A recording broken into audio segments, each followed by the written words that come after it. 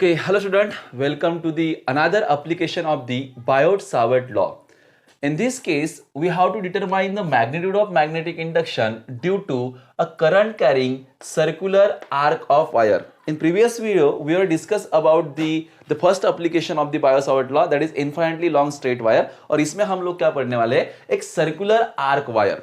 तो ऑब्वियस सी बात है, इसमें से करंट पास होगा, मैग्नेटिक फील्ड बनेगी और मैग्नेटिक फील्ड में किसी एक पॉइंट पे हम इसके वजह से मैग्नेटिक इंडक्शन निकालेंगे. लेकिन बायो-सावर्ट लॉ हमको डायरेक्टली किसी कंडक्टर के वजह से किसी मैग्नेटिक इंडक्शन की नहीं देती. हम लोगों को एक करंट एलिमेंट कंसीडर करना पड़ता है और उसके वजह से पहले मैग्नेटिक इंडक्शन निकाल के फिर उसको हम बाद में इंटीग्रेट कर सकते हैं. ठीक है, तो इस केस में हम सबसे पहले कंसीडर करते हैं a circular arc of wire A B carrying current I. This circular arc of wire is sustained angle theta at the center of the circle of which the arc is part. जिस circle का ये arc part है उसके centre पे ये arc A B क्या कर रही है, देखिए इस आर्क ए बी ने कितना एंगल सब्सटेंड किया है, थीटा एंगल सब्सटेंड किया है. Now we have to determine the magnitude of magnetic induction at point O at the center of the circle. But आप पूरे आर्क के वजह से तो नहीं निकाल सकते. That's why we assume that the arc is made up of small length element dl. ऐसे बहुत सारे dl एलिमेंट से बनी हुई है. Out of them, one dl element we considered at point A, right? And the dl element is always perpendicular to what? Vector r. क्योंकि अगर आप वेक्टर r को देखेंगे, इस रेडियस को देखेंगे तो dl तो हमेशा क्या रहेगा, perpendicular. That means the angle between vector r and vector dl is always 90 degree. कितना रहने वाला है, 90 degree. So when we consider the current length element dl and amount of current flowing through that length element dl is I, that will become current element ideal. And according to Biot-Savart law, the magnitude of magnetic induction at any point due to a current element is given by, ठीक है, that is given by dB is equals to mu naught upon 4 pi I dl sin theta upon r square. But we know that in this case, we know that here theta कितना है बच्चा, theta is always 90 degree. So therefore sin theta is equals to sin 90 equals to क्या आएगा, 1. So this equation will become dB is equals to mu naught upon 4 pi I dl upon r square, equation number 1.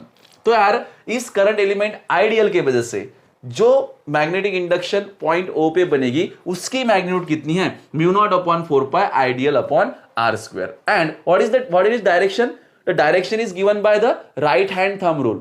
We indicate our thumb along the direction of current and our forefinger at point O is directed inward. देखिए इस point पे अंदर जा रही है ना. That means the direction is perpendicular to the plane of that sheet or plane of that board and in inward direction. ठीक है, तो dB आपका inward रहेगा उस पॉइंट O पे, यहां पे क्लियर होगा. And this is the magnitude and its direction is perpendicular to the plane of board और plane of paper लिख सकते हो आप, plane of paper and x inward. क्या कर रही है, inward act कर रही है. देखिए यहां पे बनाई मैंने. पर भाई साहब आपको सिर्फ dl या फिर आइडियल इस छोटे से करंट एलिमेंट से dB नहीं निकालना था, आपको तो पूरे सर्कुलर आर्क के वजह से मैग्नेटिक इंडक्शन की मैग्नीट्यूड निकालनी है पॉइंट O पे. तो आपको क्या करना पड़ेगा, सिंपली सारे इन dl को, सारे आइडियल को कंबाइन करना पड़ेगा. इसलिए आपको क्या करना पड़ेगा, integrate. So when we integrate, देखिए आइडियल के वजह से dB, इस आइडियल के वजह से dB, इस आइडियल, तो सारे dB के अगर सम करेंगे तो we have to integrate small dB. Okay, तो आपको क्या मिलेगा, total magnetic induction due to a circular arc. अब सर्कुलर आर्क कहां से स्टार्ट हो रही है, ए से स्टार्ट हो रही है बी तक के, तो इसके लिमिट क्या रहेंगे, ए टू बी. Got it. और चलिए पुट करते हैं वैल्यू, ये लेंथ की लिमिट लिखी है मैंने ए टू बी. डीबी की वैल्यू पुट कर दीजिए, that is mu nought upon 4 pi I dl upon r square. Mu nought upon 4 pi I dl upon r square. Got it. अच्छा, जो कांस्टेंट है उन कांस्टेंट को बाहर निकालिए. तो B इज इक्वल टू आपको मिलेगा, आई होप आप समझ पा रहे हो, म्यू नॉट अपॉन 4 पाई, यहां से I amount of current flowing through that circular arc, ये भी कांस्टेंट है, I को बाहर निकाल लेते हैं। अच्छा R is the magnitude of that this one, ये रेडियस की मैग्नीट्यूड है, रेडियस समझ रहे हैं ना, वो रेडियस वेक्टर जो दिख रहा है, तो ये R स्क्वायर बाहर आएगा, अंदर रहेगा integration A to B dl, A to B क्या dl, ठीक है। अब मैं क्या करता हूं, देखिए यहां पे थोड़ा सा चेंज करता हूं, मैं क्या चेंज करता हूं, आप चाहो तो इसका स्क्रीनशॉट ले लो, ठीक है। चेंज ये करने जा रहा हूं कि जो इंटीग्रेशन dl है, मतलब we have to integrate with respect to dl, उस dl को मैं रिप्लेस करता हूं एक वैल्यू से। यहां पे देखिए, we all know that arc, angle और रेडियस का कुछ रिलेशन होता है। What is that relation? Angle is equals to, ये जो एंगल इज इक्वल्स टू होता है, ये होता है आर्क अपॉन रेडियस। मतलब हम जानते हैं कि थीटा इज इक्वल्स टू होता है that arc upon radius, correct है ना। तो अगर मैं आर्क पूरी लेंथ को L मान लूं, पूरे लेंथ को मान लो L मान लूं, तो ये L बाय R होगा, करेक्ट है ना। तो हम अभी क्या करते हैं, ये L बाय R मान लूं, तो इससे मुझे मिलेगा L is equals to R theta, L is equals to क्या मिलेगा, R theta. But for small length element ये थीटा कितना होगा, एकदम छोटा d थीटा होगा। अरे अगर मैं L को dl लिखता हूं तो ये थीटा का क्या हो जाएगा, d थीटा। तो मुझे यहां पे इस dl को रिप्लेस करने के लिए कोई तकलीफ नहीं है, मैं dl को r d थीटा लिख सकता हूं। मतलब मैंने इस लेंथ को एंगल और रेडियस के फॉर्म में एक्सप्रेस कर दिया, ठीक है। सो मैं सिंपली यहां पे लिख रहा हूं, ठीक है। क्या लिख रहा हूं मैं, इसको दे देता हूं कुछ इक्वेशन नंबर 1, ठीक है।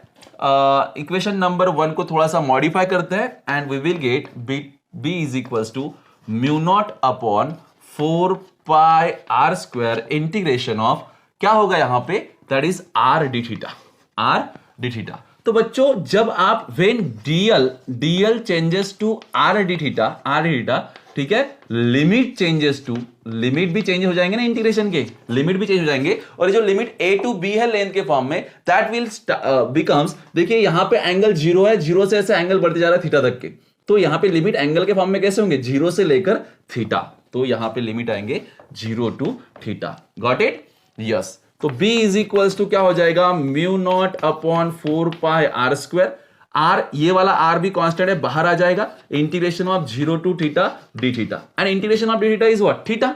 आप लिमिट पुट करके निकालोगे तो थीटा ही मिलेगा, और ये एक r यहां पे कैंसिल, तो that b is equals to हो जाएगा mu nought upon 4 pi r, और इंटू क्या रहेगा, थीटा, इंटू क्या रहेगा, थीटा। तो बेसिकली यहां पे जो आंसर मिला है आपको, that b is equals to मिला है म्यू नॉट, एक i छोड़ दिया हमने, है ना, यस। देखिए यहां पे i छोड़ दिया था, ये i आएगा यहां पे भी i आएगा, यहां पे भी आएगा, ठीक है। Mu nought i upon 4 pi r, और इंटू क्या रहेगा, theta. This is the magnitude of magnetic induction at point O due to a circular arc wire. This is the second application of the Biot Savart law. देखिए अगर आपको complete circular loop आपके पास होता, if you have the complete circular loop, then what is the magnitude of magnetic induction at point O? आपने अभी जो निकाली that is only because of the circular arc जो गिवन है AB, लेकिन अगर पूरा लूप होता तो उसके सेंटर पे मैग्नीट्यूड ऑफ मैग्नेटिक इंडक्शन कितनी होती? तो फॉर सर्कुलर लूप देखिए थीटा की वैल्यू कितनी होती है सर्कुलर लूप के लिए? पूरा 360 हो जाएगा, that means 2 pi, that means कितना, 2 पाई। तो अगर आप थीटा की वैल्यू 2 पाई पुट कर देते हो तो आपको क्या मिल जाएगा, आपको मिलेगा that b is equals to mu nought I upon 4 pi r into theta की वैल्यू पुट कर देते सर्कुलर लूप के लिए 2 पाई। यहां से पाई पाई को कैंसिल कर सकते हो, और ये 2 से यहां पे डिवाइड करोगे तो 2 मिल जाएगा। So b is equals to mu nought I upon what is that, 2 times of r। This is the magnitude of magnetic induction at the center of a current carrying circular loop. This is the magnitude of magnetic induction at the center of the circular arc wire. And previously हमने infinity long wire के लिए भी निकाल चुका है, ठीक है। तो इस तरीके से हमने बायो-सावर्ट लॉ के 2 एप्लीकेशन जो आपके महाराष्ट्र स्टेट बोर्ड के सिलेबस में उनको कंप्लीट कर चुके हैं, ठीक है। इसके बाद में हम लोग पढ़ने वाले 3rd एप्लीकेशन। तो मिलते हैं नेक्स्ट वीडियो में।